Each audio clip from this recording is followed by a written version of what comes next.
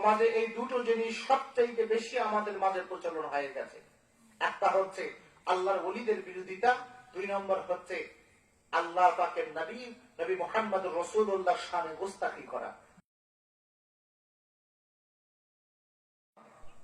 লেখক অধ্যক্ষ হযরত মাওলানা ওবায়দুল হক সাহেব যে এই কিতাবটা লিখেছেন, কিতাবের মধ্যে ভূমিকাতে তিনি স্পষ্ট উল্লেখ করে দিয়েছেন, এই বাংলার জমিনে, পাক ভারত উপমহাদেশের জমিনে ইসলামের প্রচার কোন নবী রাসূল, কোন রাজা বাদশার মাধ্যমে হয়নি, বরং স্থানীয় মুবাল্লিগ এবং হক্কানি আল্লাহর ওলিদের মাধ্যমে এই পাক ভারত উপমহাদেশটাকে আমার আল্লাহ পাক ইসলামের দ্বারা সুশীতল করে দিয়েছেন। বলুন না সুবহানাল্লাহ।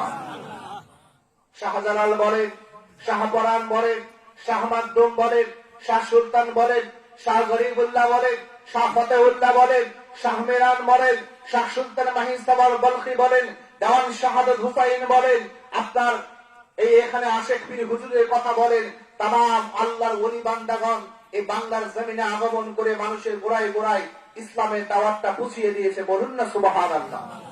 আজকে আপনি আমি এমন একটা যুগ, এমন একটা সময়ে চলে এসেছি যে আমাদেরকে বুঝানো হচ্ছে যে আল্লাহর ওলিরাই বা আল্লাহ পাকের পীর মাশায়েখ যারা আছেন তারাই বর্তমানে ইসলামের ধ্বংসের মূল কারণ। বলুন না কি বাবা, বুঝাই না? একটু বলেন না, বুঝাই কিনা? আমাদেরকে বুঝানো হচ্ছে। যদি আমাদেরকে বুঝানো না হতো তাহলে এই বাংলার জমিনে সরকারের পট পরিবর্তনের কারণে কোনো মাজার ভাঙ্গা হতো? হ্যাঁ, মাজার ভাঙ্গে বোঝানো হচ্ছে যে এই মাজারগুলো ইসলামের সারা শরীয়তের খেলাফ। দোষ কি মাজারওয়ালার না মাজার দেখনেওয়ালার দোষ? তার দোষ। মাজার যারা পরিচালনা করে তাদের দোষ, তারা অর্থলোভী হয়ে গেছে।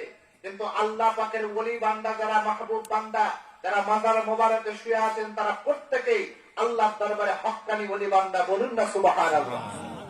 দ্বিতীয়ত আমাদের মাঝে আরেকটা বিষয় বোঝানো হয়, সেটা হচ্ছে আপনার আমার নবী, আখিরি জামানার নবী, নবী মুহাম্মদ রাসূলুল্লাহ সাল্লাল্লাহু তাআলা আলাইহি ওয়াসাল্লামের প্রতি গোস্তাখি করা হয়।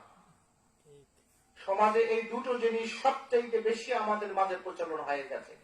একটা হচ্ছে আল্লাহর ওলিদের বিরোধিতা, দুই নম্বর হচ্ছে আল্লাহ পাকের নবী মুহাম্মদ রাসূলুল্লাহ শানে গোস্তাখি করা। আপনি বলবেন কিভাবে? হ্যাঁ, দেখেন, আপনি জিকির আজকার করছেন, আপনাকে বলা হচ্ছে জিকির আজকার করতে হবে কেন? নামাজ পড়লাম, নামাজই তো আল্লাহর জিকির। আপনি তো নামাজও পড়েন, আপনি সুদও খান, আপনি নামাজও পড়েন, আপনি মিথ্যা কথা বলেন, আপনি নামাজও পড়েন, আপনি ঘুষও নেন, আপনি নামাজও পড়েন, আপনি মানুষকে ওজনও কম দেন। কারণটা কি? নিশ্চয়ই নামাজ মানুষকে অশ্লীল কাজ থেকে বিরত রাখে। তাহলে নামাজটা পড়লাম, খারাপ কাজ থেকে বিরত থাকতে পারলাম না কেন? নামাজ হয়নি শুধু তা নয়, শুধু তা নয়, শয়তানের ওয়াসওয়াসা থেকে আপনি আমি বাঁচতে পারি। আপনার আমার ইসলামে নাফস আত্মশুদ্ধি হয়নি, যার কারণে নামাজটাতে আপনার আমার মনোযোগ যায়নি। বাবাজিরা আমার হাদিস খুলে দেখুন, ইমাম আহমদ ইবনে হাম্বল রাহমাতুল্লাহি আলাইহি মুসনাদ আহমদের মধ্যে হাদিস খানা নকল করেছেন। হযরত ইমাম ইবনে খুযাইমা রাহমাতুল্লাহি আলাইহি সহিহ ইবনে খুযাইমা কিতাবের মধ্যে হাদিস নকল করেছেন। হযরত হারিস আল আশআরি রাদিয়াল্লাহু তাআলা আনহু হুজুর আমার বর্ণনা করেন, আল্লাহ পাকের হাবিব নবী মুহাম্মদ রাসূলুল্লাহ সাল্লাল্লাহু তাআলা আলাইহি ওয়াসাল্লাম হুজুর আমার ইরশাদ করেছেন, আমার আল্লাহ রাব্বুল আলামিন নবী ইয়াহইয়া আলাইহিস সালাতু ওয়াস সালামের কাছে 5টা আদেশ দিয়ে ওহী পাঠালেন। ও নবী ইয়াহইয়া, শুনে রেখে দাও, আমি আল্লাহ রাব্বুল আলামিন 5টা হুকুম করলাম। এই 5টি হুকুম যদি তুমি মানতে পারো, তোমার উম্মতিটা যদি মানতে পারে, আমি আল্লাহ জানিয়ে দিলাম বিনা হিসাবে তাদেরকে জান্নাত দিয়ে দেব। বলুন না সুবহানাল্লাহ। 1 নাম্বার হুকুম আমার আল্লাহ পাক জানিয়ে দিলেন, তুমি তোমার উম্মতি যেন কখনো আল্লাহর সঙ্গে শিরক না করে, আল্লাহর সাথে অংশীদার না করে। 2 নাম্বার হচ্ছে আমি আল্লাহ রাব্বুল আলামিন যে নামাজটা তোমার উপর ফরজ করে দিয়েছে, ওই নামাজটা যেন কখনো তুমি আদায় না করা থেকে বিরত না থাকো। ওই নামাজটা আদায় করবে, নামাজ আদায়ের সময়তে তোমার চক্ষু আর অন্তর যেন অন্যদিকে না যায়, তোমার চোখটা যেন অন্যদিকে না ঘুরে। হাদিসের ব্যাখ্যার মধ্যে বলা হয়েছে বান্দার অন্তরটা যেন অন্যদিকে ঘোরাঘুরি না করে।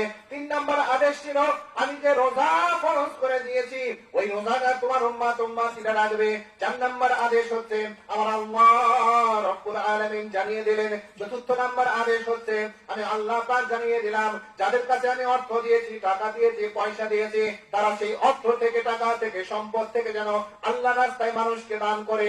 5 নম্বর আদেশ হচ্ছে তোমার উম্মতিরা যেন বেশি বেশি বেশি বেশি পরিমাণে আমি আল্লাহ রব্বুল আলামিন আমার নামে জিকির করে, বলুন না সুবহানাল্লাহ। হাদিসের মান সঠিক।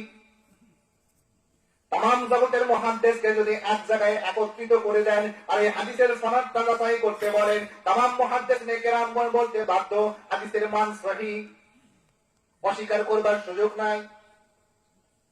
এরপরে আপনারা আমার নবী মুহাম্মদ রাসূলুল্লাহ সাল্লাল্লাহু তাআলা আলাইহি ওয়াসাল্লাম জানিয়ে দিলেন, ও বাবার সাহাবায়ে কেরামরা, তোমরা কি জানো বেশি বেশি জিকির করার উদাহরণটা কেমন?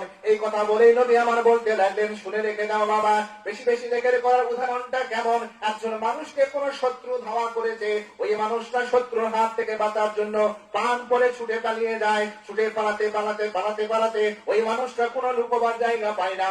হঠাৎ করে একটা সুরক্ষিত দুর্গ পেয়ে গেছে, ওই দুর্গের মধ্যে মানুষরা ঢুকে গেছে, আর পিছন থেকে ধাওয়া করতে করতে যারা অগ্রসর হয়েছে তারা পিছন থেকে এসে ওই ঘরে ঢুকে যাওয়ার কারণে মানুষটাকে যেমন দেখতে পায় না। ও আমার উম্মতিরা, ও নবী পাকের উম্মতিরা, সাহাবায়ে কেরামরা, আল্লাহ পাকের হাবিব জানিয়ে দিয়েছেন, ও আমার সাহাবীরা শুনে রেখে দাও, যে মানুষটা সদা সর্বদা জিকির করে ওই মানুষটাকে আমার আল্লাহ রব্বুল আলামিন ওই সুরক্ষিত দুর্গের মতন শয়তানের হাত থেকে আমার আল্লাহ তাকে হেফাজত করে, বলুন না সুবহানাল্লাহ। এই হাদিস প্রমাণ করছে জিকির ছাড়া শয়তানের হাত থেকে হেফাজত পাওয়া সম্ভব নয়। আর আমাদের মনসবটা, আমাদের স্বভাব হয়ে গেছে এমন যে আমরা নেককার আল্লাহ ওলিদের প্রতিষ্ঠিত এই হালকা জিকির মাহফিলের বিরোধিতা না করলে পেটের ভাত হজম হয় না। হলেন কথা, জিকির করি, আমাদের জিকির করা নিয়ে একজন মানুষ আমাদেরকে তুচ্ছ তাচ্ছিল্য করে। কি করে না, কি কথা নিয়ে কিতাবের মধ্যে উল্লেখ করে দিয়েছেন, কঠিন কিয়ামতের ময়দানে যে দুইজন ব্যক্তির বিচারশালী সবার পরে যে আমার আল্লাহ রব্বুল আলামিন হঠাৎ করে দুইজন ব্যক্তিকে জানিয়ে দেবেন, ও বাবা যাও, আমার আল্লাহ পাক জানিয়ে দেবেন, যাও তোমাদের দুইজনকে আমি জান্নাত দিয়ে দিলাম। ওই দুইজন ব্যক্তি তখন বলতে লাগবে, আল্লাহ আমরা কি এমন কর্ম করেছি? আল্লাহ আমরা তো জানি বালিল ইনসানু আলা নাফসিহি বাসীরা, মানুষ তার নিজের সম্পর্কে সবচেয়ে বেশি জানে। কি বাবা জানি না? এখন এই চক্ষুটা বন্ধ করে ভাবুন তো, আজকে দিনের বেলা কি কি খারাপ কাজ করেছি বলতে পারবো না? হ্যাঁ, আল্লাহ বলছেন বালিল ইনসানু আলা নাফসিহি বাসীরা, মানুষ নিজেই তার নিজের সম্পর্কে সবচেয়ে বেশি চাক্ষুষমান, সবচেয়ে বেশি জানে। আমি আল্লাহ তো সবকিছু জানেনি। ওই বান্দা দুটো আল্লাহর কাছে বলবে, আল্লাহ রব্বুল আলামিন আপনি মেহেরবানি করে আপনি একটু বলুন, আমরা তো দুনিয়ার জিন্দেগিতে এমন সময় কাটিয়েছি যে আমরা জান্নাতের উপযুক্ত নয়, কোন নেক আমলের বদৌলতে আপনি আমাদেরকে জান্নাতের হকদার বানিয়ে দিবেন? কোন নেক আমল? আমার আল্লাহ রব্বুল আলামিন ওই সময় ওই দুই ব্যক্তিকে জানিয়ে দেবেন, শুনে রেখে দাও, আমি আল্লাহ রব্বুল আলামিন আমি নিজের উপর কসম করে নিয়েছি, আমি নিজের উপর কসম করে নিয়েছি, আমার নবী মুহাম্মদের নামে কোন ব্যক্তি, আমার নবী বাকের আহমদ নামের কোন ব্যক্তিকে আমি আল্লাহ পাক জাহান্নামের আগুনে পোড়াবো না, বলুন না সুবহানাল্লাহ।